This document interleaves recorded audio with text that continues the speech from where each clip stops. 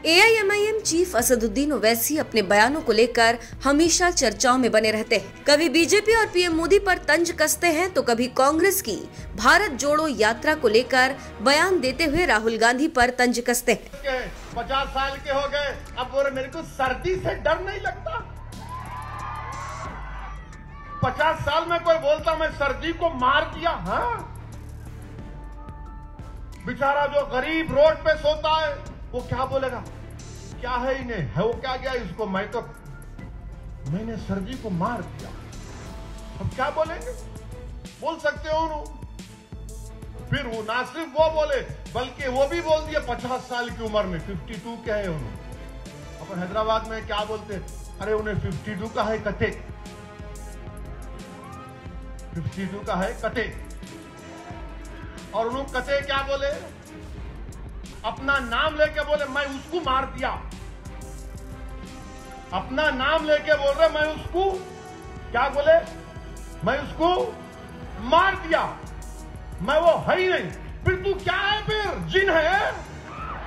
इसके अलावा ओवैसी इस्लाम को लेकर भी अपनी राय रखते हैं। अब एक बार फिर ओवैसी ने इस्लाम को लेकर एक ऐसा बयान दिया जिस पर बहस छिड़ सकती है। दरअसल ओवैसी ने कहा कि इस्लाम ने भारत को लोकतंत्र दिया है। AIMIM चीफ अपने बयान में कहते हैं, इस मुल्क में जो आखिरी 3 कारवां आए थे वो इस्लाम के थे, जो यहाँ पर आए और बस गए। जिस तरह गंगा और यमुना अलग अलग इलाकों से निकलती है, मगर कुदरत के कानून की वजह से वो जब मिलती हैं तो उसे संगम कहते हैं। हम अपने खजानों को लेकर यहाँ आए, हमने अपने बंद दरवाजे खोल दिए और हमने सब कुछ दिया।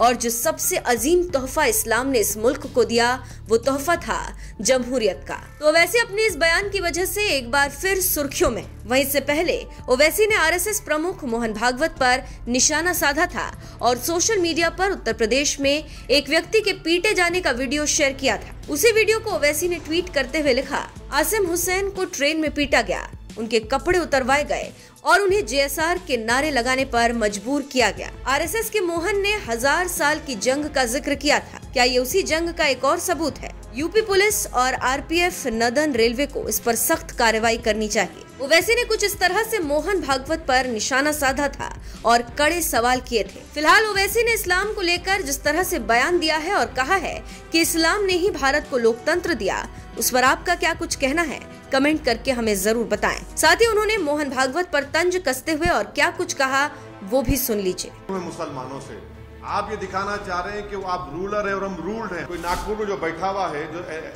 जो एलेज सेलिब्रेट है, हमको उनसे सीखने की जरूरत नहीं है। इस बात को आपको समझना है कि भारत के मुसलमान सुप्रीमेसी की बात नहीं करते। भारत के मुसलमान इक्वल सिटीजनशिप की बात करते हैं, इक्वालिटी की बात करते हैं। मगर RSS जो आर्यन सुप्रीमेसी और ये तो एक उनका जो स्टेटमेंट है, कास्टिस्ट, अपर कास्ट के आदमी का स्टेटमेंट है कि वो तो रूलर और रूल्ड की बात कर रहे हैं। कोई सुपीरियर होने का कहां क्लेम कर रहे हैं। हम तो बोल रहे हैं कि इक्वालिटी दो हमारी इक्वल राइट्स को, इक्वालिटी ऑफ सुप्रीमेसी समझ रहे हैं। असल सुप्रीमेसी तो आपकी है। आप समझ रहे हैं कि हिंदू राष्ट्र है और अगर आप यहां पर रह रहे हैं, ये तो गोलवारकर ने जो अपने बंच ऑफ थॉट्स किताब में और एक और अपनी किताब में वी आर नेशनल डिफाइंड में गोलवारकर ने कहा कि Muslim Christians are the internal threat. वो तो उसी को रिटेरेट कर रहे हैं। हम तो ये शुरू से कह रहे हैं इस बात को। ये हम इक्वालिटी की बात कर रहे थे, आप सुप्रीमेसी की बात, आप सुप्रीमेसी की दिखा रहे हैं अपनी। आप ये दिखाना चाह रहे हैं कि वो आप रूलर है और हम रूल्ड हैं। हम ये कह रहे हैं कि नहीं, हम इक्वल सिटीजनशिप की बात कर रहे हैं, इक्वालिटी की हम बात कर रहे हैं। अब उनके लिए डाइवर्सिटी एंटी नेशनल है, उनके लिए डिफरेंट लैंग्वेजेस परेशान कुन है।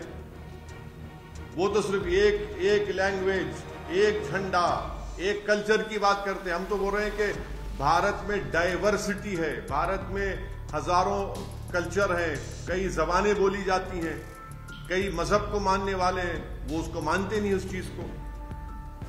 वो सिर्फ अपनी सुपीरियरिटी को बिलीव करते हैं, इसीलिए तो सब चीजों को मानते नहीं है वो। और आखिरी बात यह है, जब वो वॉर की बात कर रहे हैं, वो डायरेक्टली इंसाइट कर रहे हैं लोगों को, वो डायरेक्टली इंसाइट कर रहे हैं कि वायलेंस करो मुसलमानों के खिलाफ। ये सबसे खतरनाक बात उनके इस इंटरव्यू में है। मैं भी तो उस इंटरव्यू को देखा हूं, पढ़ा हूं, उसमें कौन सी बात है मिलके रहने की, बताइए। आप तो कह रहे हैं कि आपको अगर रहना है भारत में, पहले तो होते कौन है मुसलमानों को परमिशन देने के लिए कि मैं कैसा अपना फेथ को फॉलो करूंगा, नहीं करूंगा? कैसे आप कंडीशन लगाते मेरे सिटीजनशिप के ऊपर, मोहन भगवत? हम यहां पर अपना फेथ एडजस्ट करने के लिए नहीं है। कोई नागपुर में जो बैठा हुआ है, जो एलेज सेलिब्रेट है, हमको उनसे सीखने की जरूरत नहीं है। आप होते कौन है हमको बताने वाले?